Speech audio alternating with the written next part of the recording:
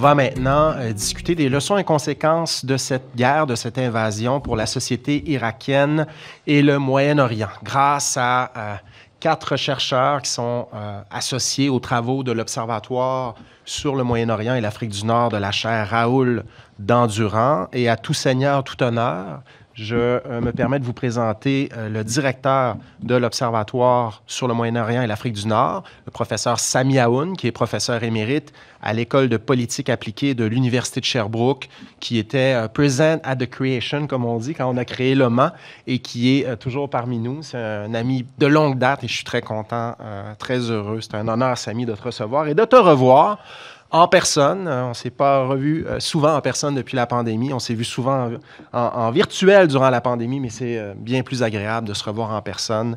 Merci, Sami, d'être là. Et je vous présente ensuite Miloud Chenoufi, qui est juste là, qui vient d'enlever ses lunettes.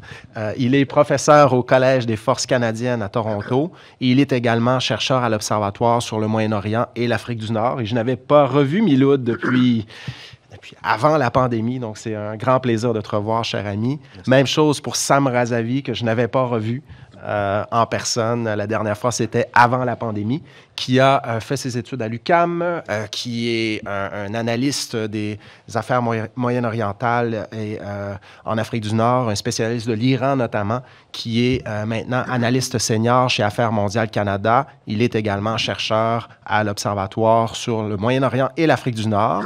Et finalement, last but not the least, Fadwa Abou El-Essen, qui est chercheur également à l'Observatoire sur le Moyen-Orient et l'Afrique du Nord et qui fait actuellement un doctorat ici à l'UQAM en sciences juridiques et qui est une spécialiste du droit international et donc qui va nous proposer cette perspective-là, moins sciences politiques, mais plutôt de se demander comment cette guerre-là s'insérait dans les débats sur le droit international de l'époque, toute la question de la guerre préventive, les résolutions de l'ONU aussi, quelles étaient-elles, que voulaient-elles dire à l'époque, quel était leur poids dans le débat international au sein de la communauté internationale sur ces questions-là.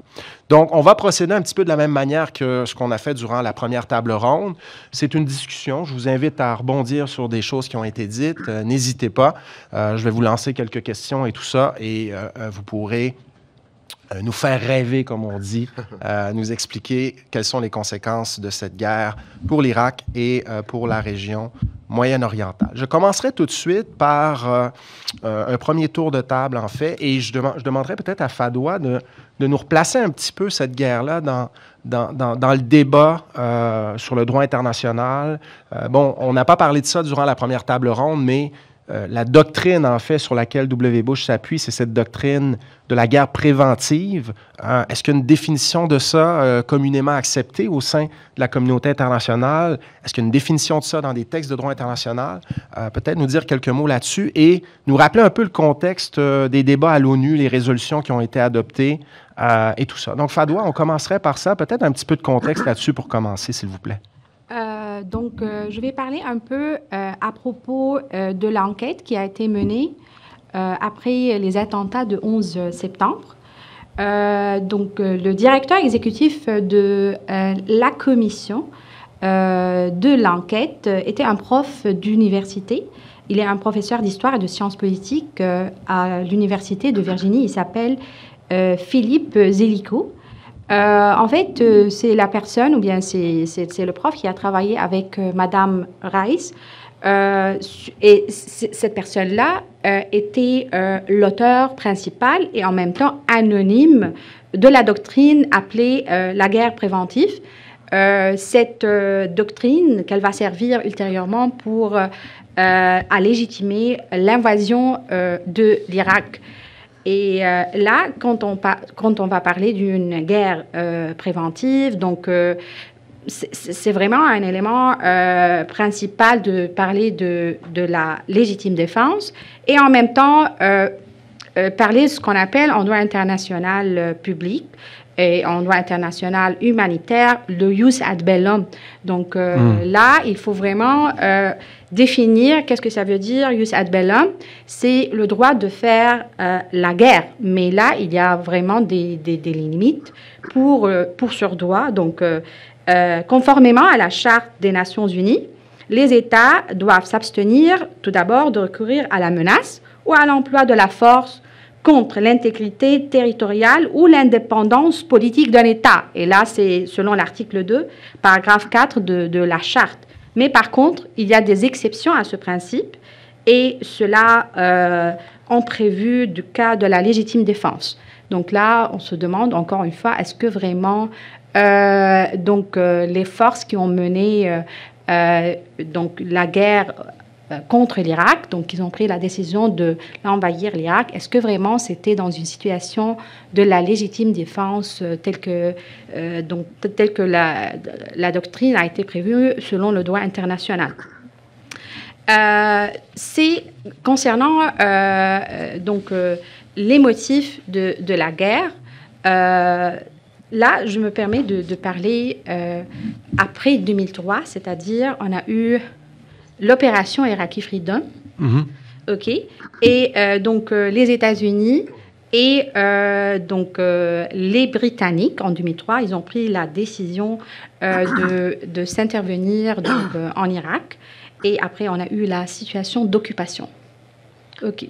Et on va y revenir tout à l'heure, parce qu'il y avait tout un débat aussi en droit international sur ce qu'on voulait dire par là, quelles étaient les implications de ça pour la société irakienne et tout ça. Samy, j'ai envie de te demander, tout à l'heure, on a parlé du débat aux États-Unis sur cette intervention. Si on se replace dans le contexte de l'époque, qu'en est-il des débats de société en Irak sur le régime de Saddam Hussein et sur cette intervention? Est-ce qu'il y a quelles sont les demandes de l'intérieur en Irak à ce moment-là pour des changements? Peut-être pas ce genre de changement-là, mais peut-être aussi, mais pour des changements de régime, pour autre chose que ce qui avait été proposé par le régime en place à l'époque. Oui, certainement, les débats étaient assez profonds, assez articulés.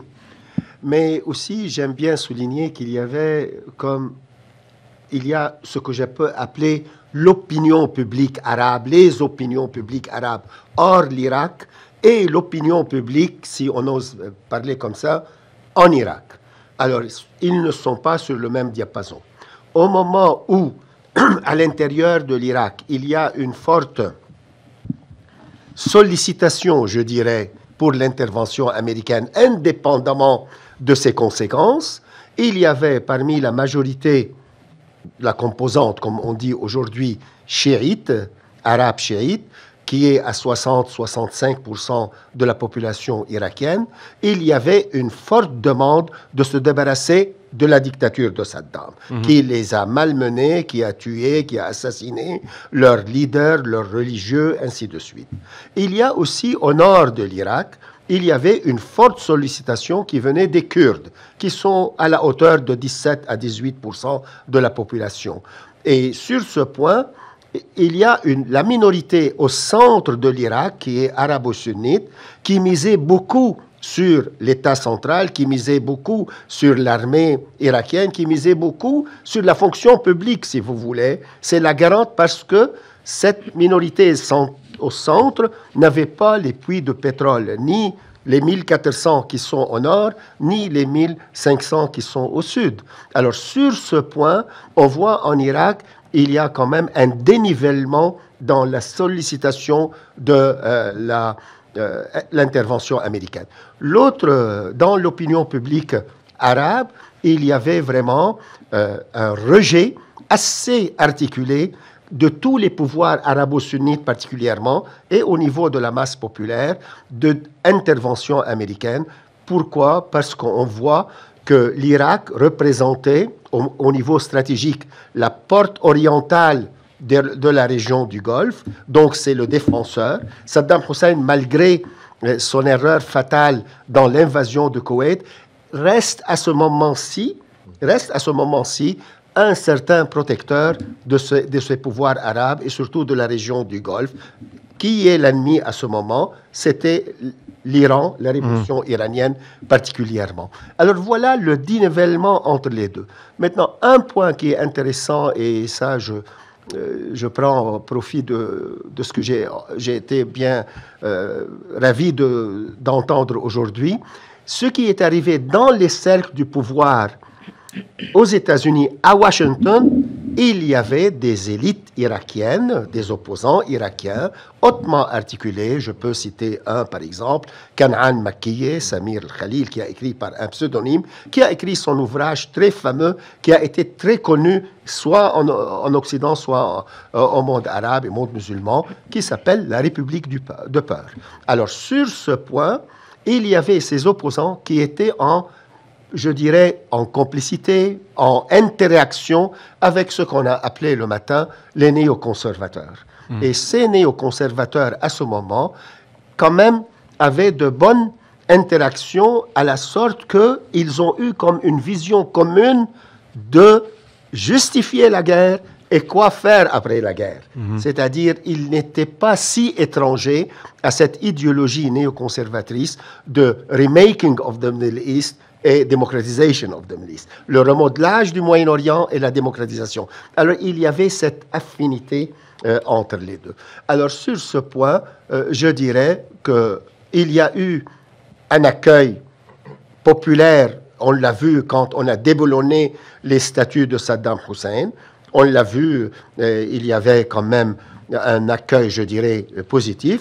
Mais en même temps, il y avait une frustration énorme à l'intérieur de la communauté, surtout des sunnites, des arabes sunnites particulièrement. Et ça continue jusqu'à aujourd'hui.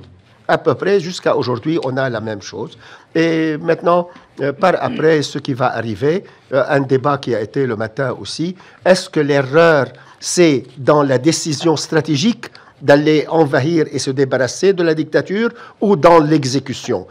Pour un petit complément, je dirais, ce qui a été dit le matin, Donald Rumsfeld, qui n'est pas un néoconservateur, il faut bien le remarquer, il voulait un light mission. Alors, une mission légère. C'est là le conflit avec les néoconservateurs à ce moment, que lui, il est allé trop léger, tandis qu'eux, ils croyaient qu'ils vont écraser.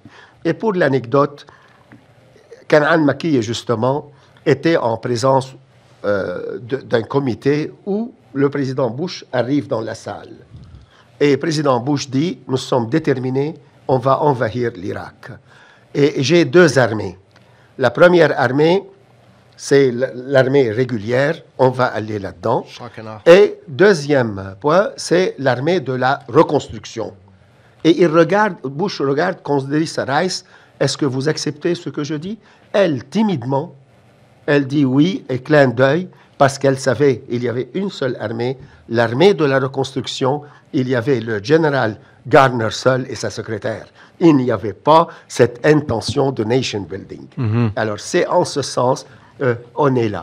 Mais par après, ceux qui seront déçus, ce sont ce qu'on va appeler, pour ternir leur image, les libéraux des Yankees, les intellectuels arabes qui sont venus sur les chars américains. Alors, ils seront ternis et sur ce point, eux qui ont sollicité cette intervention, par après, seront débordés, dépassés et même marginalisés, jusqu'à maintenant en tout cas. Miloud, Sami revient un petit peu sur les néoconservateurs américains. Et tout à l'heure, durant la première table ronde, je sais que tu as été très attentif lorsqu'on s'est demandé qu'est-ce qui explique pourquoi les États-Unis interviennent à ce moment-là. J'aimerais t'entendre un petit peu là-dessus aussi. Comment expliques-tu, toi, la décision américaine d'intervenir en Irak avec le recul, 20 ans plus tard?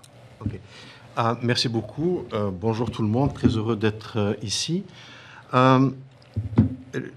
Ça fait très longtemps que je me suis promis une chose, qu'à chaque fois que je dois m'exprimer sur l'Irak et la guerre en Irak en public, je commence par m'incliner devant la mémoire des centaines de milliers, dans certaines estimations plus d'1 million, de civils innocents qui ont été massacrés dans un extraordinaire crime contre l'humanité. Des victimes pour lesquelles on a inventé une expression horrible qui est dommage collatéral ou dommages collatéraux qui transforment des êtres humains qui sont des femmes, des enfants, des hommes en une statistique, une sorte de nécessité d'une guerre dont on ne veut pas reconnaître à la fois l'injustice morale et l'illégalité sur le plan juridique. je répondrai tout de suite à ta question. Je voudrais ajouter une chose à ce que Sami vient de dire avec beaucoup de pertinence à propos de l'opposition irakienne à l'extérieur. Parce qu'il y a un parallèle à faire avec l'opposition extérieure de la syrienne pendant la guerre en Syrie et un certain nombre d'oppositions au système politique de la région qu'on trouve un peu partout dans les diasporas. Effectivement, on peut toujours trouver des voix qui parlent très très fort et qui vont développer un discours plutôt démocratique et libéral, très idéaliste, et on sait tous les dangers de ce romantisme révolutionnaire, pas uniquement en Irak mais ailleurs. Mais généralement, derrière ces voix démocratiques et libérales se profilent des forces politiques beaucoup mieux organisées qui finissent par rafler la mise une fois que le système politique est tombé, et ces forces politiques sont généralement des fondamentalistes religieux qui ont pour objectif non pas la construction d'une démocratie libérale, mais clairement de construire une théocratie. C'était le cas en Irak, c'était le cas en Syrie, et c'est le cas pour un certain nombre d'autres oppositions qui existent actuellement en Occident. Pour ce qui est des causes, un général européen disait récemment qu'à toute guerre, il y a toujours plusieurs causes qu'il ne faut jamais confondre avec les prétextes. Et ça, on le sait grâce à Thucydide, qui nous a averti il y a 25 siècles qu'il y a une distinction à faire entre les causes des guerres et les prétextes que ceux qui font la guerre avancent. Et je crois que là, il y a une diversité de causes, mais qui convergent toutes vers une matrice, c'est une matrice néocoloniale. Comme le notait Sinan Anton, qui est un romancier irakien de la nouvelle génération, opposant à Saddam Hussein, mais aussi qui s'est opposé à l'invasion irakienne. Maintenant, si on en vient aux causes, pour les comprendre, il faut juste considérer la structure de l'administration Bush, parce que, comme vous le savez, les administrations américaines sont toujours des coalitions de différents lobbies, de différents intérêts. Eh bien, si on arrive à les identifier, on peut identifier les causes. Alors, qu'est-ce qu'on a vu dans cette administration? Le lobby pétrolier. Dick Cheney, on est le représentant principal. Vous avez le lobby évangéliste. John Ashcroft, le secrétaire à la justice, on était le représentant parfait. Vous avez les hégémonistes radicaux comme Donald Rumsfeld, comme John Bolton, et vous avez ensuite les néoconservateurs qu'on a évoqués ce matin, en oubliant de dire qu'ils sont profondément, ils ont une vision qui est de la région, qui est en fait le prisme des mouvements politiques radicaux israéliens.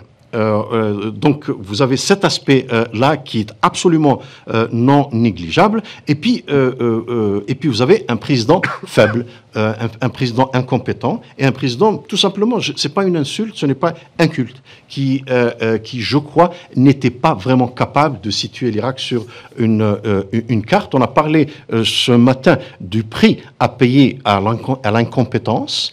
Eh bien, nous voilà face à l'exemple parfait. Voilà à peu près les causes. Le pétrole, l'hégémonie dans la région, les intérêts de la droite et de l'extrême droite israélienne, voilà à peu près les causes qui ont conduit à cette guerre. Tout ce qu'on a entendu par la suite, et je termine là-dessus, qu'il s'agisse des armes de destruction massive, qu'il s'agisse de la démocratisation, c'était juste des prétextes. C'est la raison pour laquelle le mensonge a été un procédé absolument nécessaire dans la vente de cette guerre qui était motivée par autre chose. Voilà.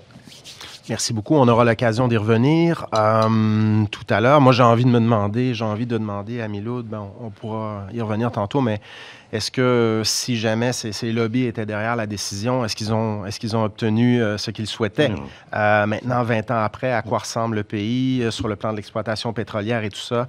Est-ce que les lobbies ont obtenu ce qu'ils souhaitaient? Fadoua, j'aimerais vous relancer sur l'occupation anglo-américaine qui suit l'intervention militaire. À quoi ressemble-t-elle cette occupation pour le peuple irakien? Et j'aimerais qu'on nous donne encore un petit peu de contexte de droit international. Qu'est-ce qui régit cette occupation? Qu'est-ce qui détermine comment les choses doivent fonctionner et qu'est-ce que ça veut dire pour le peuple irakien durant cette période-là?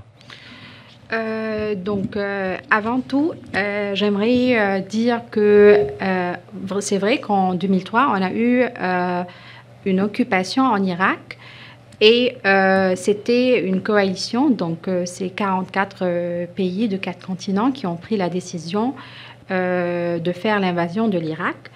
Et j'aimerais bien reprendre les paroles du général australien, il s'appelle Peter Cosgrove, qui dirigeait les forces australiennes en Irak en 2003. Il a confié que toutes les guerres sont des erreurs. Donc, je me demande, donc, une telle guerre, combien vraiment a coûté un peuple qui est nommé le peuple irakien. Donc, je suis là pour défendre les peuples, donc peu importe c'est qui, mais le peuple irakien, donc vraiment, quel prix a payé. Donc, après cette guerre, il a payé et il paye donc actuellement après cette guerre.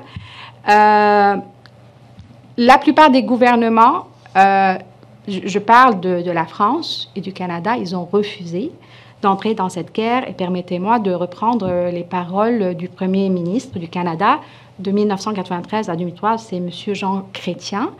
Il maintient lors de sa rencontre sur Radio-Canada le 17 mars 2023, c'est depuis quelques jours, que c'était une bonne décision, l'histoire nous a donné raison et que les Américains avaient tort. Donc là, M. Chrétien, il repose sur 2 arguments. Il a dit qu'il y avait l'absence de consentement des Nations Unies et le manque de preuves. C'est pourquoi notre décision était ne pas engager le Canada dans cette guerre. Et après, il ajoute en disant que c'était la première fois que le Canada ne participe pas à une guerre avec les Américains et les Britanniques. Donc là, pour vraiment faire preuve que cette occupation était... c'était vraiment une occupation, on peut dire que, est-ce que vraiment les Américains et les Britanniques ont pris la décision unilatéralement? On peut dire que oui. Donc là, on a fait une invasion sur le territoire en 2003. Le peuple irakien était soumis à l'occupation anglo-américaine.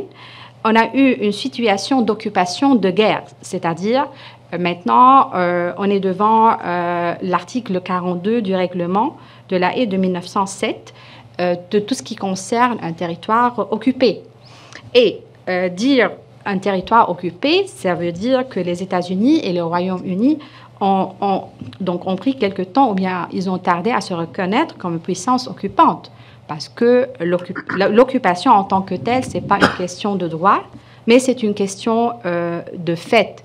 Et par le fait que ces puissances occupantes ont dû affronter une insurrection regroupant des millions d'Irakiens ils ont pris connaissance que, bon, voilà, on est devenu une puissance occupante. Et c'est pour cela qu'après quelques semaines, on a eu un administrateur provisoire pour l'Irak, c'était Paul Bremer, pour vraiment diriger la situation qui se trouve en Irak. Et après cette invasion qu'elle a eue en 2003, on a vu que le Conseil de sécurité, il a adopté 2 résolutions spécifiques pour l'Irak. Tout d'abord, il y avait la résolution 1483 du mai 2003. Cette résolution, elle demande aux puissances occupantes de travailler à la formation d'une administration provisoire jusqu'à ce qu'un gouvernement internationalement reconnu et représentatif puisse être établi par le peuple irakien. Mais les lacunes ou bien ce qui a été resté toujours ambigu dans cette résolution est que n'on fixe jamais un calendrier. Donc, on n'a ni un calendrier, ni un délai pour vraiment savoir quand on va commencer à mettre en place une telle administration. Et après, la deuxième question juridique qu'on peut se poser, c'est est-ce que vraiment on peut dire que les États-Unis et le Royaume-Uni étaient les seuls États présents? Non, parce que sur place, il y avait Donc sur place, quand on a envahi l'Irak, il y avait l'Espagne, le Portugal, la Nouvelle-Zélande ou l'Australie. Et ici, on se demande, est-ce que tout le monde peut être qualifié en tant qu'une force occupante selon le droit international?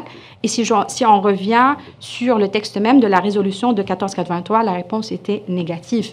Parce qu'à partir du 1er 2003, le territoire irakien était partagé entre une zone sous commandement américain et une autre zone sur commandement britannique. Et donc, même si ces deux États, ils ont ou bien peuvent utiliser les forces provenant d'États alliés, mais juridiquement, c'était vraiment ces deux forces qui étaient classées sous le thème de forces occupantes. Encore plus, la troisième question juridique qu'on peut parler là-dessus, c'est concernant la fin de l'occupation. Parce que, on a fixé une date qui était le 28 juin 2004 pour mettre l'occupation donc à sa fin. Mais est-ce que vraiment l'occupation s'était terminée à cette date-là? Non. Et aussi, pour faire, pour vraiment prouver cette situation-là, il faut distinguer à ce propos deux aspects. Il y a un aspect militaire et aussi il y a une dimension civile. Qu'est-ce que ça veut dire un aspect militaire? Là, je reprends, donc je reviens sur la deuxième résolution qui a été adoptée par le Conseil de sécurité. C'est la résolution 1511 de 2003 qui autorise donc à la constitution d'une force multinationale. Son but était prendre les mesures nécessaires pour contribuer au maintien de la sécurité et de la stabilité en Irak, et encore plus pour la reconstruction de l'Irak. Mais, par contre, la plupart la considèrent comme ayant un but de financement de l'occupation de l'Irak et rétabli officiellement dans la coutume internationale les guerres d'agression, le colonialisme et le néocolonialisme. Donc, et aussi, ça me reste, c'est le dernier point, c'est la dimension civile. Donc, est-ce que vraiment, l'occupation est réellement pris fin en 2004, ou bien il y avait d'autres contraintes qui n'ont pas laissé cette occupation s'achever en 2004? Et encore plus, est-ce que vraiment l'occupation s'est achevée au lendemain des élections au 30 janvier 2005? Non. Donc l'occupation, on voit l'occupation qui va demeurer jusqu'à vers fin 2011.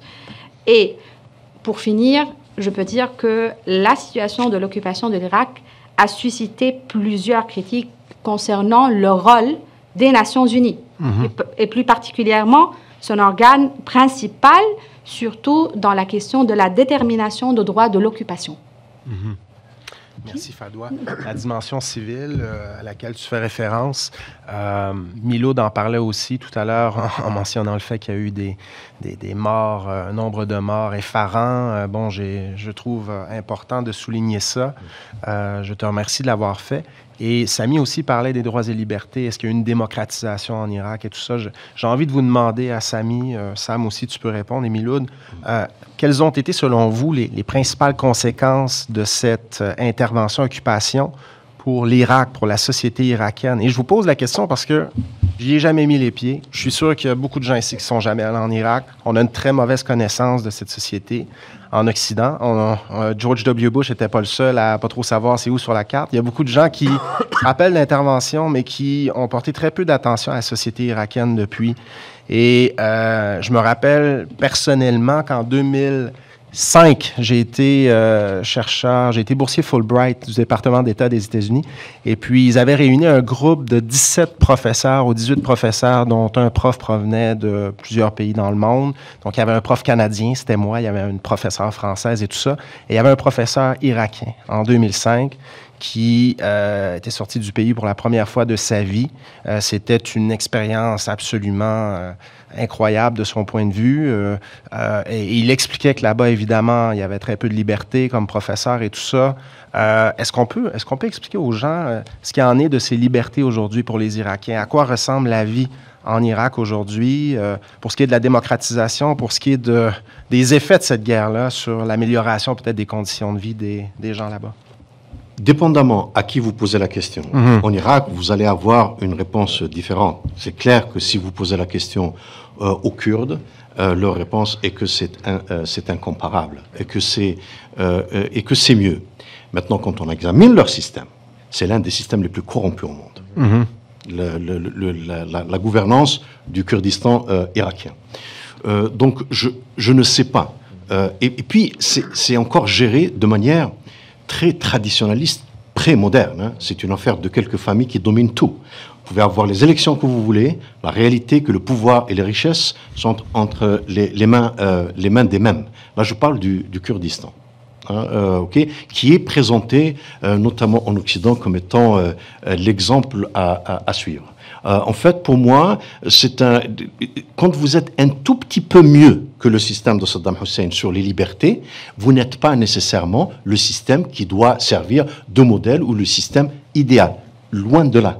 C'est une régression dans la mesure où comme je viens de le noter, c'est un système plutôt traditionnaliste qui est incapable d'accéder à la modernité, du moins du point de vue cognitif. J'utiliserai pour le reste, et ça s'applique au reste de l'Irak. Hein. Un peu plus de liberté ne signifie pas que la situation globale aujourd'hui doit être préférable à ce qu'il y avait avant, même si je n'ai absolument aucune sympathie pour l'autoritarisme et la brutalité du système qui a régné en Irak depuis la fin des années 70. Mais enfin, le même monsieur était considéré comme étant le fer de lance du monde libre dans les années 80, dans la guerre contre l'Iran. Ce même monsieur qu'on a ensuite diabolisé. Mais la réalité est que le prix a été encore une fois payé par les civils innocents.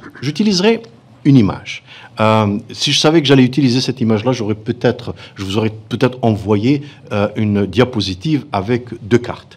Une carte de Bagdad avec la distribution démographique et ethno-religieuse de Bagdad avant l'invasion et la même carte de la même ville après l'invasion. Et alors, ce que vous voyez avant l'invasion, c'est que les quartiers mixtes où vivaient à la fois les sunnites, les chiites et les chrétiens dominaient Bagdad.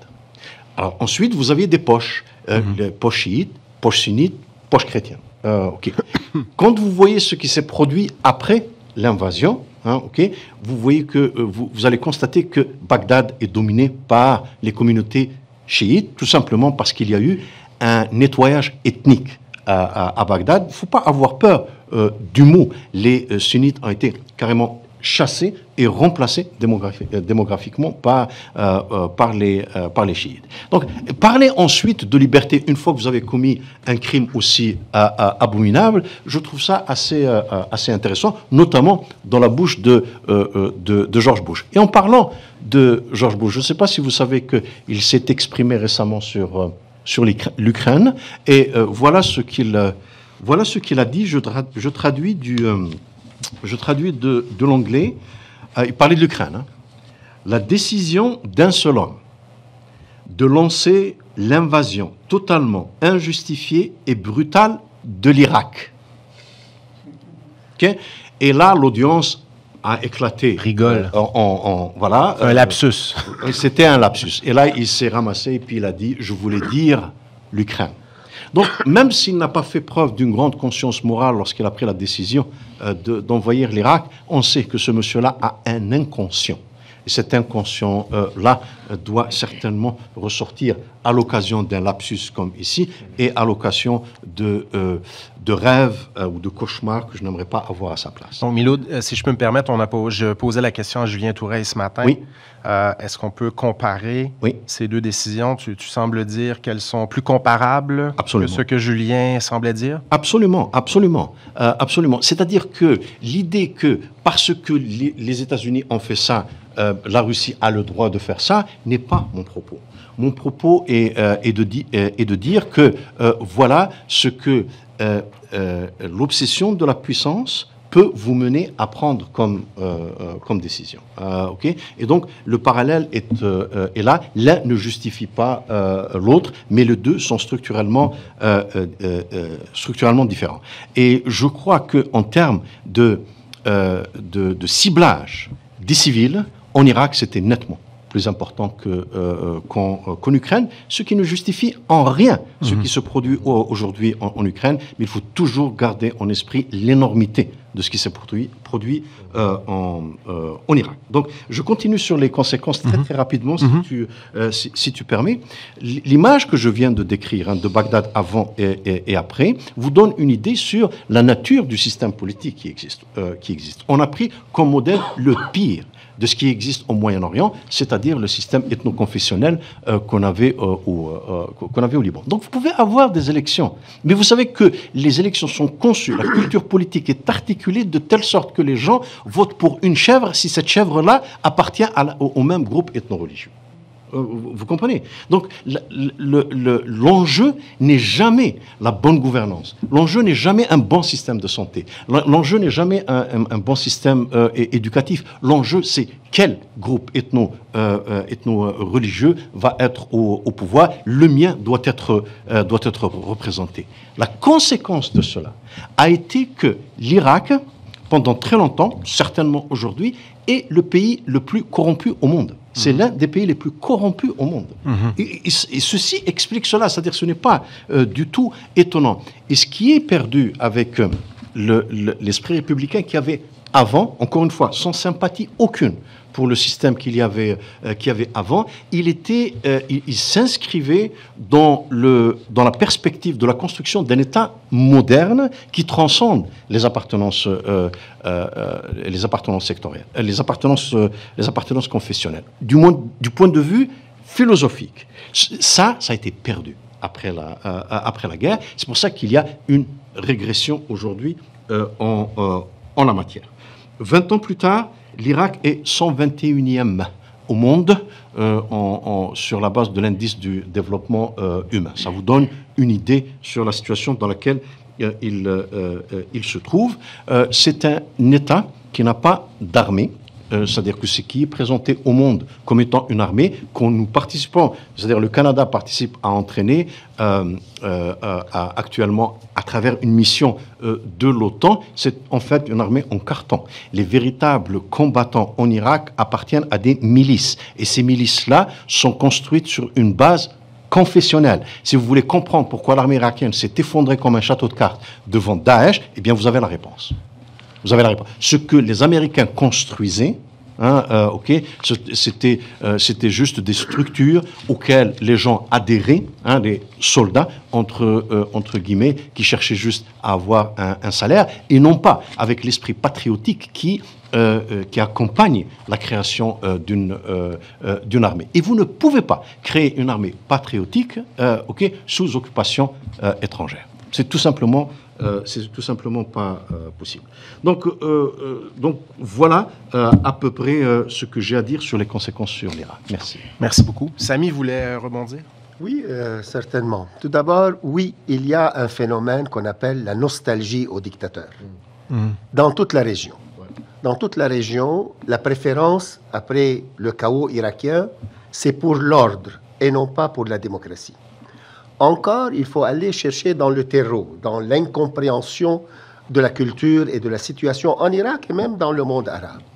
Il y avait déjà des générations et des générations depuis à peu près, je dirais, la fin du mandat britannique qui pratiquement est antidémocratique et antilibéral au niveau idéologique, qu'il soit le panarabisme qui n'a jamais inclus dans son idéologie aucune peut-être considération pour le libéralisme politique, ainsi le islamisme qui n'a jamais considéré ce point. Donc le terreau fertile en Irak est pratiquement anti-démocratie libérale depuis des générations et des générations. Quand les Américains, ce que je disais avant, les Américains sont arrivés, il y avait dans leur esprit, non, aussi le Japon, l'Allemagne, ça c'est clair, mais ils avaient aussi ce qu'ils ont hérité eux-mêmes comme une puissance internationale, c'est l'impérialisme britannique. L'impérialisme britannique, quand il est rentré en Irak en 1914 à peu près, jusqu'à 1932, il a essayé de reconstruire l'Irak. Et c'est en ce sens qu'il a bâti ce qu'on appelle l'État moderne irakien, dans sa phase monarchique particulièrement. Ça a continué. Mais par après, quand la phase républicaine, avec Abdelkarim Qassem, le général, et après le parti Baas et le panarabisme, on a vidé presque tout ce moment libéral, je dirais, en Irak. Alors, sur ce point, il faut commencer à ce niveau. Deuxième point, au niveau des conséquences, comme vous dites, au niveau des libertés. Oui, il y a un problème, non pas simplement en Irak, mais partout dans la région, de la différence entre ce qu'on appelle la démocratie procédurale et la démocratie des valeurs. La démocratie procédurale existe partout, mais comme Miloud l'a très bien dit, au niveau des valeurs, nous sommes en régression au niveau qu'il soit ethnique, qu'il soit confessionnel, sectarianisme. Ici, il y a une responsabilité interne. Je veux bien une critique, et ça mérite plus encore peut-être pour les États-Unis d'Amérique, mais il y a la responsabilité interne. Ces élites internes, qu'est-ce qu'elles ont fait? C'est le problème. Le problème en Irak, c'est l'absence d'un patriotisme, d'une identité irakienne qui ne soit pas ni à la solde de l'Iran, ni aux Américains, ni à d'autres. Alors sur ce point, il y a un échec lamentable des élites qui étaient supposées faire cette transition démocratique. Et en ce sens, je rejoins encore une fois Miloud sur ce point.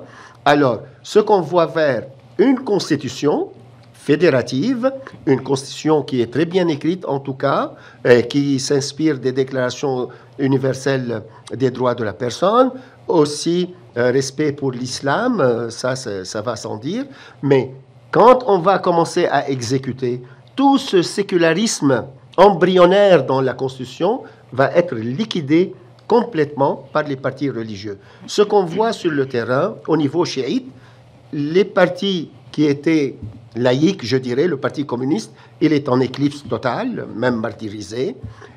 Pour les Kurdes, comme Miloud encore a dit, c'est une alliance presque tribale. Mais dans la région du Sunnite, le seul espoir s'est sorti en 2019, quand il y a eu ce qu'on appelle le mouvement de Tishrin, octobre 2019. On a vu une émergence de la jeunesse irakienne, patriotique et laïque.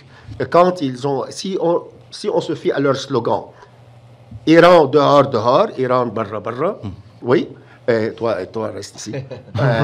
Et aussi qu'ils ont dit abat les idéologies religieuses. Alors, mais malheureusement, on a tué à peu près 400 de ces manifestants. On a kidnappé les autres, on a violé des femmes et pratiquement ça a été étouffé dernièrement. Alors, je reviens sur la question maintenant liberté. Aujourd'hui, l'Irak a le plus grand nombre de médias, de télévision, de radio, de la presse. Est-ce que c'est du spectacle? Est-ce que ça... Je veux me fier, ce que Sam a dit encore, sur le baromètre arabe. C'est une institution un peu comme Pew International, qui est assez fiable. Elle dit qu'à 73%, les Irakiens ne veulent pas autre que le système démocratique. Donc, comme tu as dit, ça a été intériorisé. Alors, sur ce point, maintenant, comment on définit la démocratie? Ça, voilà, c'est le problème. C'est le problème. Excuse-moi. Oui, non. Et pour l'anecdote, un joueur de soccer international irakien qui voulait féliciter sa fille. Sa fille s'appelle Zainab. Et il prend une photo avec sa fille. Et la fille n'était pas voilée. Il faut voir comment il y a eu des insultes. Parce qu'elle s'appelle Zainab, donc c'est la petite fille du prophète. Alors il faut qu'elle soit voilée. Et lui, il était dans l'embarras. Simplement pour vous dire que la société est devenue un peu, si vous permettez l'expression, monstrueuse. On avait un seul Saddam Hussein et on a dans les quartiers maintenant des centaines de Saddam Hussein. Ça, c'est le malheur. Au lieu que l'État soit monstrueux, maintenant c'est la société qui devient monstrueuse.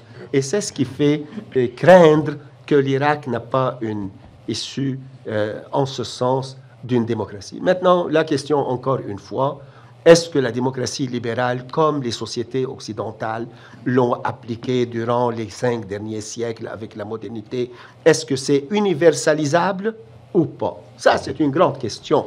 Mais ce qu'on voit sur la scène géopolitique maintenant, ce que M. Biden, que vous aimez beaucoup, je sais bien, Frédéric, et que vous allez à sa rencontre aujourd'hui, alors pratiquement, quand il fait la division autoritarisme versus démocratie, il faut voir que sur la scène géopolitique, ce clivage, cette polarisation peut ou prou peu fonctionner. Oui, allez-y. Fadoua, n'hésitez pas non plus à rebondir sur ce qui a été dit. Donc, juste pour parler du peuple, donc de la situation actuelle du peuple irakien, ce que je peux dire que plus que 20% de la population, elles vivent sous le seuil de la pauvreté, c'est-à-dire avec au moins de 2,2 $ américains quotidiens.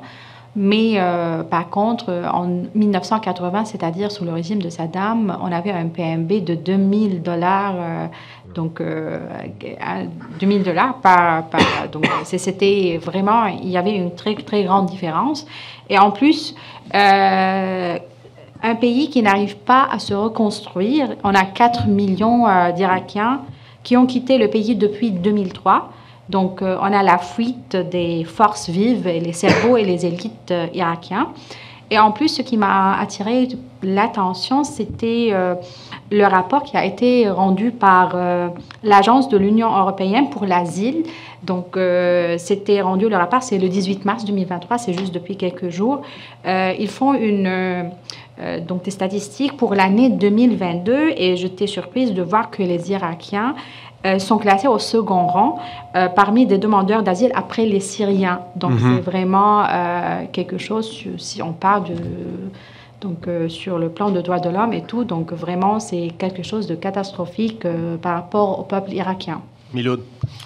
Merci. Un mot là, rien à voir avec le raisonnement que je voudrais développer, c'est juste que quand l'Empire britannique a utilisé les armes chimiques pour gazer les Irakiens, c'était des chiites. Hein. Oui, la révolution au sud. Voilà.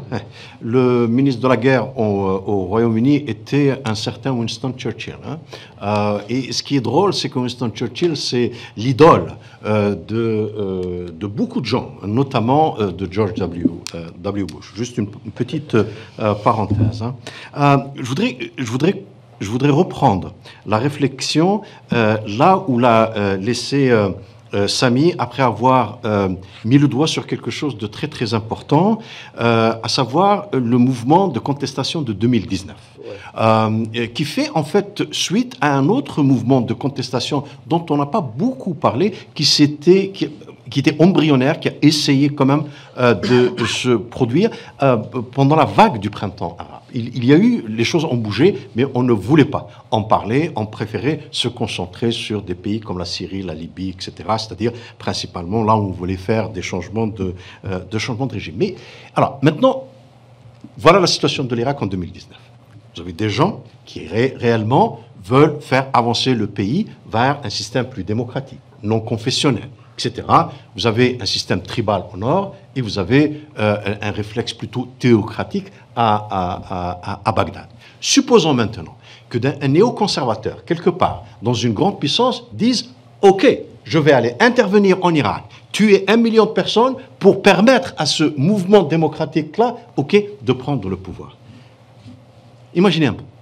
Imaginez un peu ce scénario-là. Et c'est là qu'il faut dire, là aussi, non. Non. Alors, maintenant, les gens qui vont défendre une telle intervention vont vous dire, mais dans ce cas-là, vous êtes pour le système confessionnel, vous êtes pour un système tribal au nord de l'Irak. Non, pas du tout. Tout simplement parce que la démocratie libérale se développe petit à petit, elle prend du temps, elle nécessite une masse critique au niveau de la population et tout cela doit se faire avant que le changement ne se produise, de telle sorte que le changement qui va se produire, on ne va même pas s'en rendre compte. Et c'est de cette manière-là que toutes les expériences de démocratisation récentes et anciennes, notamment depuis les années 70, se sont produites. La Corée du Sud, l'Espagne, la Grèce, etc., etc., etc. Donc, ça devient une évolution normale, naturelle de la chose et qui ne repose pas sur le réflexe guerrier qui est fondé sur la polarisation. et la dichotomie de l'ami et de l'ennemi. On ne peut pas construire de système démocratique de cette manière-là. C'est pour ça que je suis partisan de l'évolutionnisme, d'un esprit plutôt réformiste qui existe dans la région depuis le 19e siècle. Et qui peut être généré non pas contre tous les systèmes qui sont en place, mais avec les systèmes qui sont en place, de la même manière que la démocratie ne s'est pas faite contre le système qui avait en place en Espagne ou ailleurs, mais avec. Je terminerai sur le point suivant à propos de l'universalité de la démocratie libérale. Aujourd'hui, je le sais, même ici au Canada, quand on lit la fameuse stratégie sur l'Indo-Pacifique, on se rend compte de cette manière totalement maladroite de diviser le monde en démocratie, non-démocratie, etc., jusqu'à ce qu'on se retrouve dans les contradictions de notre propre perspective quand on commence à dire que même les non-démocraties, si elles acceptent de se joindre à nous pour s'opposer à la Chine, eh ben c'est pas grave. Vous comprenez ? C'est à peu près ça, hein, les stratégies de l'Indo-Pacifique, que ce soit du Canada, aux États-Unis et ailleurs. Je rappellerai juste une chose. Pendant très longtemps, on disait l'Espagne, la démocratie en Espagne est impossible parce que l'Espagne est catholique. Et on associe la démocratie avec d'autres déclinaisons, si vous voulez, de la culture chrétienne. Ce sont des choses qui ne tiennent absolument pas. Il y aura de la démocratie là où il y a d'authentiques démocrates qui sont convaincus des valeurs démocratiques qui commencent par l'acceptation de l'autre, celui qui pense différemment. Vous avez beau avoir des dizaines de journaux, comme actuellement en Irak, la plupart, essayez de les lire, parce que je l'ai fait, la plupart sont incapables de reconnaître la légitimité de ceux qui disent le contraire de ce qu'ils disent. Le jour où vous aurez des gens qui disent « Ok, vous savez, peut-être que c'est l'autre gars là qui a raison, que moi, malheureusement, je me suis trompé », c'est comme ça que se développe un esprit démocratique et libéral, certainement pas avec des bombes supersoniques ou avec des bombes à l'uranium appauvri. C'est ce qui a été utilisé en Irak. On va revenir sur les questions économiques. Fadoua nous parlait tout à l'heure de chiffres. En fait, les éléments économiques, en fait, les facteurs économiques au sein de la société irakienne. Je sais que Samy voulait revenir là-dessus. Puis en fait, je réfléchissais à ce que Miloud était en train de dire sur la démocratie. C'est pour ça que je suis un peu confus, mais c'est quand même curieux aussi de voir que le pays qui disait vouloir exporter la démocratie au Moyen-Orient a de grands enjeux démocratiques en ce moment. Exactement. Ce que tu disais sur reconnaître la légitimité de l'autre, tout ça, on a des gros débats là-dessus aux États-Unis en ce moment, où les deux parties ne reconnaissent plus la légitimité de l'autre, où certains débats sont pratiquement impossibles parce qu'on n'est pas dans la logique d'argumentation, on est dans la logique d'émotion et il n'y a pas de compromis possible sur certaines questions.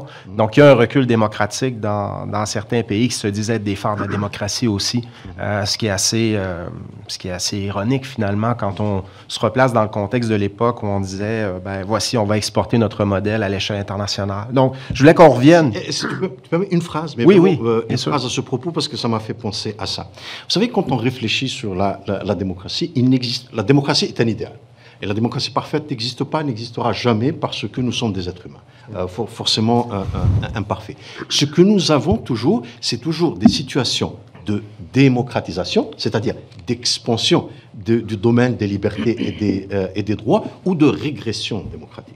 Ce que tu décris, c'est un peu les épisodes qui se produisent un peu partout aux États-Unis de manière très caricaturale de régression démocratique. On a parlé des médias ce matin.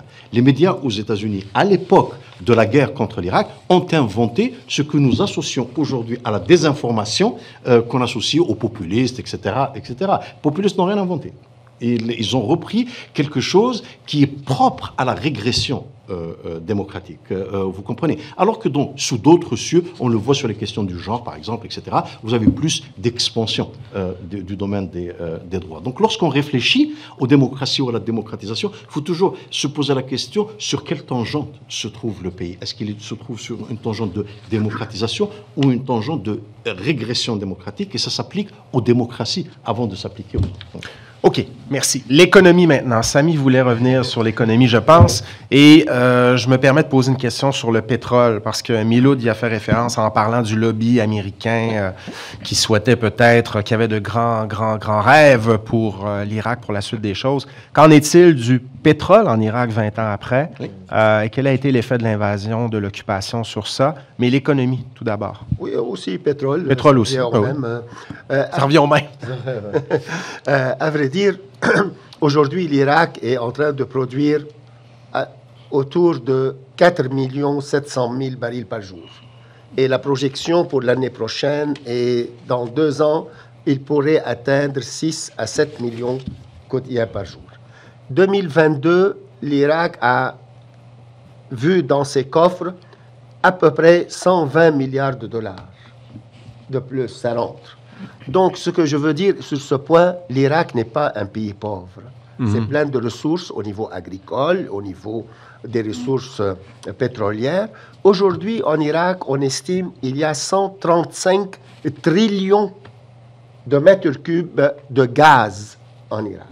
Donc, c'est un pays qui a un gros potentiel de richesse et d'enrichissement sur ce point. Mais on revient sur la classe kleptomane.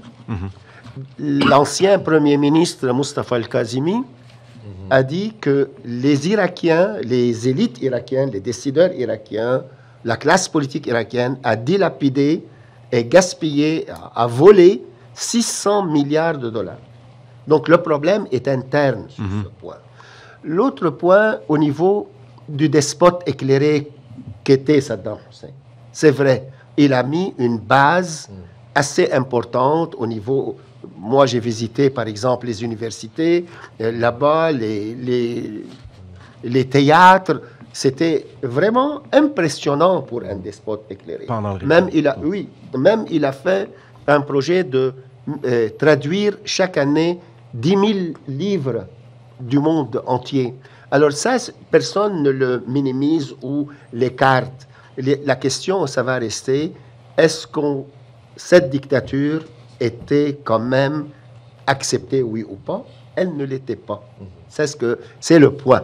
Maintenant, deuxième idée, est-ce que cette région qu'on appelle le Proche-Orient particulièrement, et les autres, mais le Proche-Orient, est-ce qu'elle a connu un seul événement majeur durant les 2 derniers siècles sans intervention étrangère? Ça, c'est le point. Cette région, toujours, il y a l'exogène, l'endogène qui travaillaient ensemble. Et sur ce point, c'est très difficile de la déconnecter de la mouvance internationale ou le mouvement des idées dans le monde. Pour la question de la démocratie, oui, je concède très bien qu'il y a une démocratisation qui devrait être à l'intérieur, à faire une maturité. Mais que faire quand vous voulez installer une démocratie, quand l'Irak, je ne dis pas les choses mauvaises des autres, mais quand l'Irak est entre 2 grandes puissances, l'Arabie saoudite, une hyperpuissance wahhabite du sunnisme le plus, je dirais, réactionnaire ou intransigeant au niveau dogme, culte et l'acceptation de l'autre, comme Miloud dit, où l'excommunion est presque un modèle de vie. Et aussi la puissance iranienne des Moullas, qui est la seule puissance au monde qui dit dans sa constitution qu'elle est une puissance religieuse. La constitution de Déodécima chiite. Alors, ça, c'est très difficile pour l'Irak pour sortir. C'est pourquoi il y a eu ce qu'on appelle proxy war, guerre de procuration en Irak, qui a étouffé les germes d'une démocratisation. Je sais que les Américains n'étaient pas bien préparés, ils étaient inconscients peut-être, ou qui ne connaissaient pas les réalités, mais aussi il y a ces responsabilités régionales. On l'a vu avec le printemps arabe. Le printemps arabe, vite, on a terni son image, soit un printemps islamiste, soit un printemps iranien, soit un printemps sioniste, soit un printemps... On a tous les qualificatifs pour étouffer son slogan « Liberté et dignité ». Et ça vient de partout.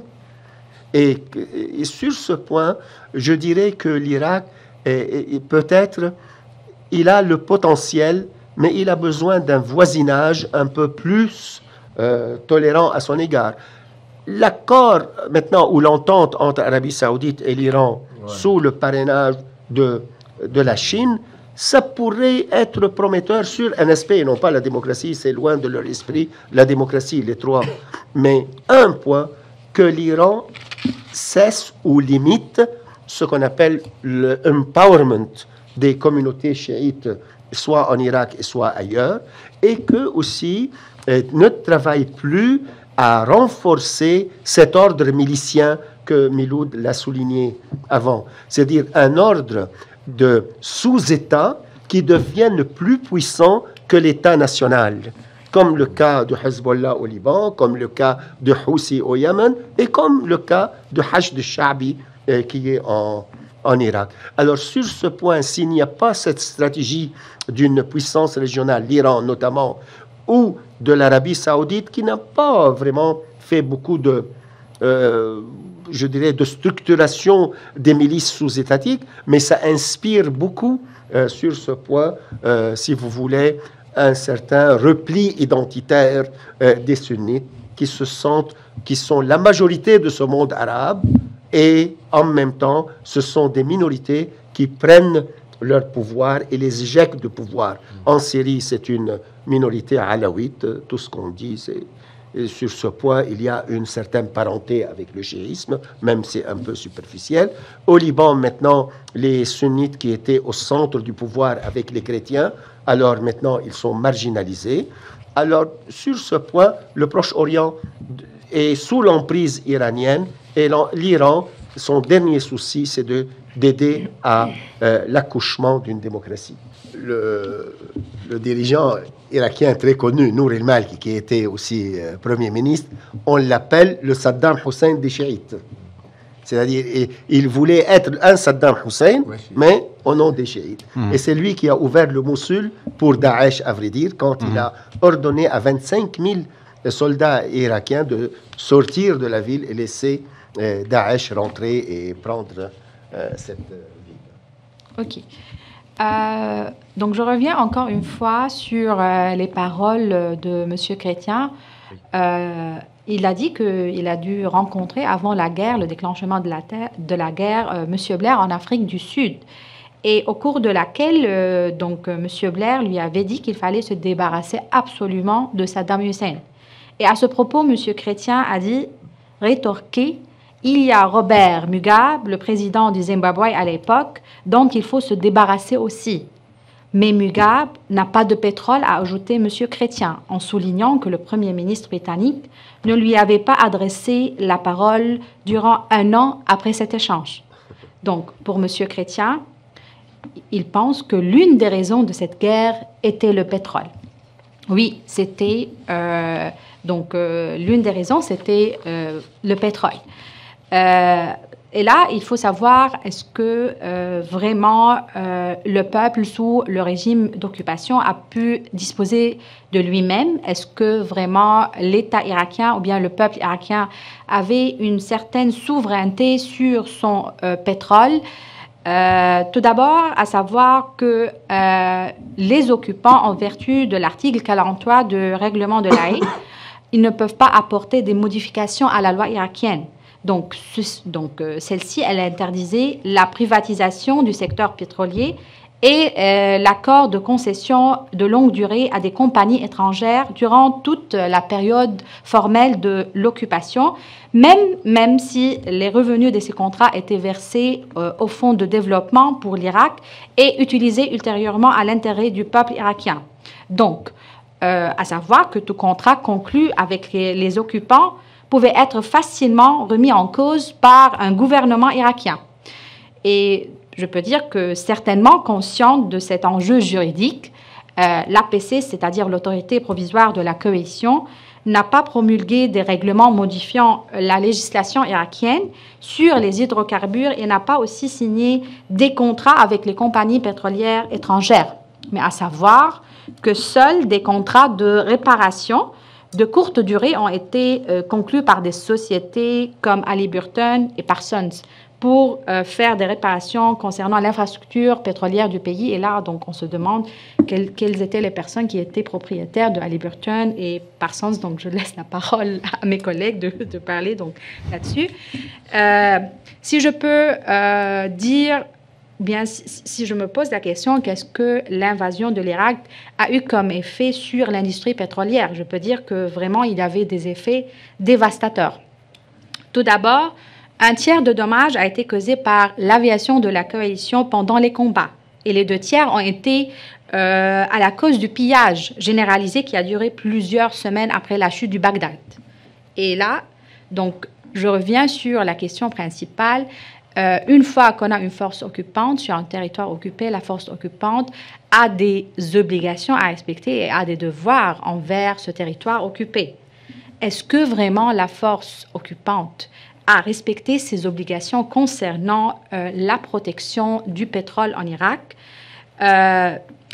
Concernant les dommages causés par la coalition, je me demande, est-ce que vraiment cette force a respecté les dispositions de l'article 23 du règlement de l'Haye qui interdit de détruire ou de saisir des propriétés ennemies, sauf les cas où ces destructions ou ces saisies seraient impérieusement commandées par les nécessités de la guerre. Est-ce que vraiment c'était une nécessité de la guerre de détruire et de bombarder les champs pétroliers?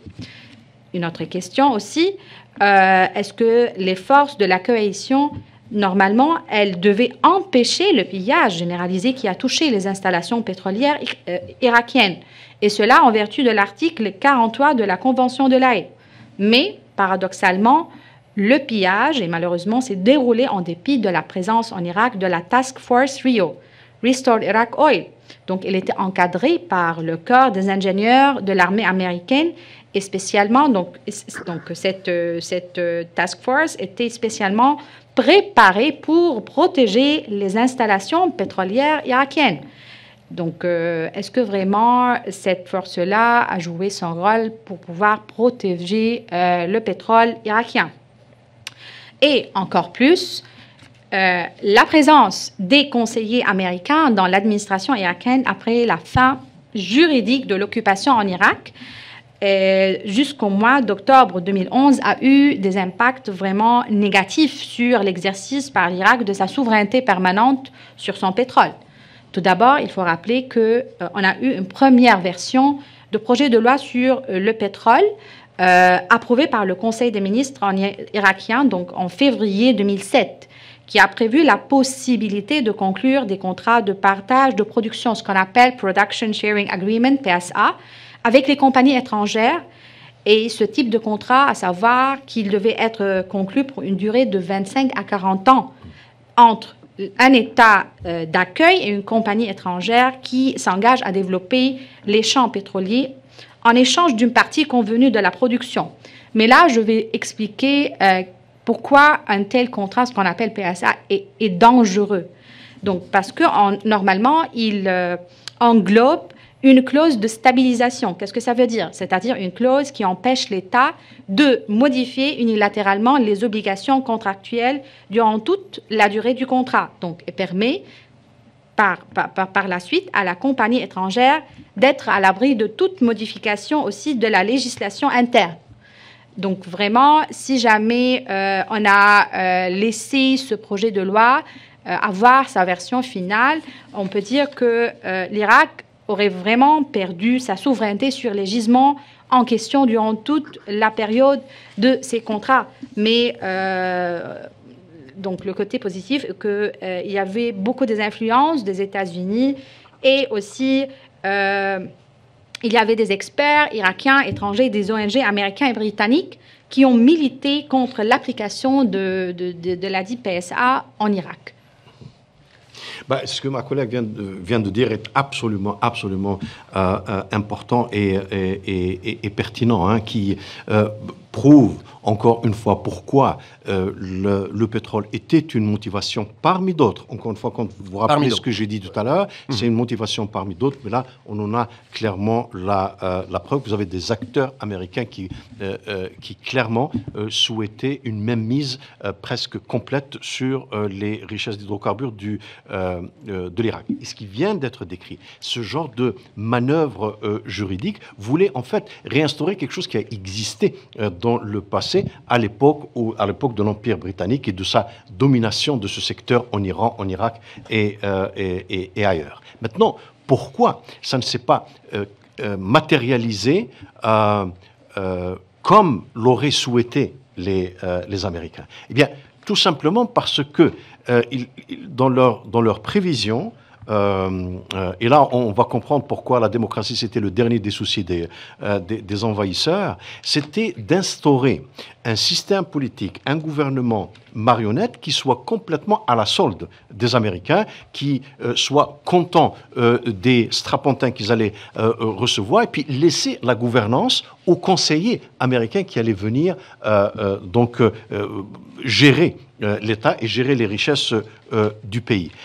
Mais le problème avec ce raisonnement est le suivant. Et si vous me permettez, très rapidement, je fais une parenthèse conceptuelle.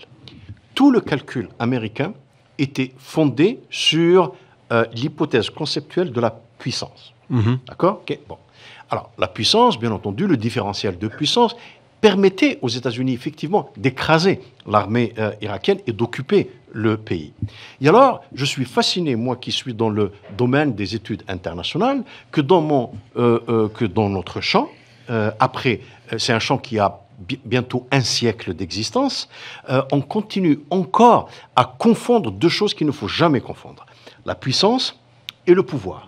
La puissance, c'est quelque chose de quantifiable, notamment des armes, des capacités économiques, etc., qui vous permettent d'écraser un autre pays. D'accord? Le pouvoir, c'est autre chose.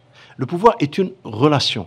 Et c'est une relation qui n'est pas unidirectionnelle entre l'État puissant A et l'État puissant B, de telle sorte que A oblige B à faire à œuvrer au service des intérêts de A. C'est la définition que vous trouverez dans tous les manuels d'études internationales, et c'est une erreur, parce qu'elle convient bien aux puissants, d'accord, alors que le pouvoir, c'est une relation qui est à double sens. Même le plus faible peut résister, peut manipuler, et ceux que les Américains voulaient manipuler, notamment le fameux Congrès national irakien, eh bien, ce fameux Congrès national irakien aussi avait dans l'intention d'utiliser les Américains pour asseoir leur pouvoir. Sans compter le fait que le pouvoir, en tant que relation bidirectionnelle, se produit toujours dans un contexte où il y a des acteurs, pas uniquement A et B, mais les acteurs C, D, E, etc. Et là, en l'occurrence, c'est l'Iran, c'est l'Arabie Saoudite, c'est la Syrie, etc., qui vont faire en sorte à œuvrer pour leurs propres intérêts. Et donc, c'est ce qui a réduit, si vous voulez, cette dynamique plus complexe du pouvoir, a réduit ce que les Américains pouvaient faire uniquement grâce à la puissance, et c'est ce qui explique que le secteur pétrolier irakien aujourd'hui, eh bien, on y trouve bien d'autres acteurs que les acteurs américains. Un dernier mot à propos de l'économie. L'économie irakienne continue d'être une économie de rente. En soi, ce n'est pas un problème. Vous savez, la Norvège est une économie de rente. Ok. Tout dépend de ce que vous faites avec votre rente. Et ce que j'ai expliqué tout à l'heure, comme la gouvernance est soit tribale ou soit ethno-confessionnelle, eh bien, la corruption est le mode de régulation de ce système-là qui fait en sorte que la rente ne bénéficiera jamais aux gens. Et ça s'applique également aux régions dirigées par les Kurdes. Donc, voilà à peu près pour ce qui est des aspects économiques. Merci Miloud. On a une question du public à la maison et ça va exiger beaucoup de concision de votre part. Je la trouve pas mauvaise. Quel est le mot qui illustre le mieux, selon vous, ce qui s'est passé en Irak à partir de 2003? Le mot, en un mot. Quel est le mot qui illustre le mieux, selon vous? Et je vois que vous êtes en train de réfléchir. Le mot qui illustre le mieux, pour vous, ce qu'a voulu dire, ce que veut dire cette intervention, aujourd'hui, 20 ans après. Miloud est prêt. Miloud? Inacceptable. OK. Est-ce que je peux dire une Un mot. phrase? C'est 4 mots, ça. Non, un mot. Un mot. Un. Samy est prêt, je pense. Ubri. Ubri. Et Fadoua, le mot de la fin. Le vrai mot de la fin. C'était malheureux. Oui, c'est clair.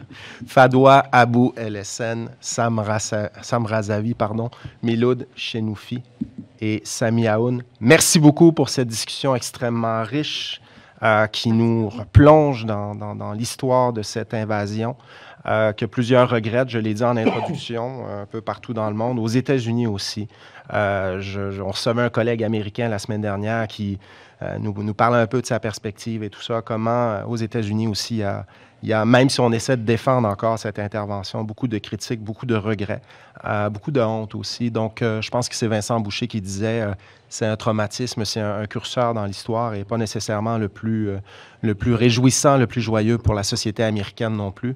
Donc, je vous remercie pour cette discussion. Je remercie les gens aussi qui se sont déplacés en personne pour assister à ces tables rondes, aux gens à la maison aussi qui nous ont regardés. Je sais qu'il y avait peut-être des questions. N'hésitez pas à les poser à nos conférenciers juste après la table ronde. Je voudrais remercier aussi les gens qui ont contribué à l'organisation de cet événement, le personnel de la chaire Raoul Dandurand, qui est juste là. Je ne sais pas si je nomme tout le monde. Oui, je vais le faire. Françoise Conéa, notre responsable aux événements. Ivana Michelin, notre responsable des coms. Marin Fortin-Bouteau, qui est coordonnateur de l'Observatoire sur les États-Unis. L'équipe de l'Observatoire sur le Moyen-Orient. Je remercie aussi Louis Collerette. Donc, merci beaucoup. Et restez à l'affût de nos prochains événements. www.dandurand.uqam.ca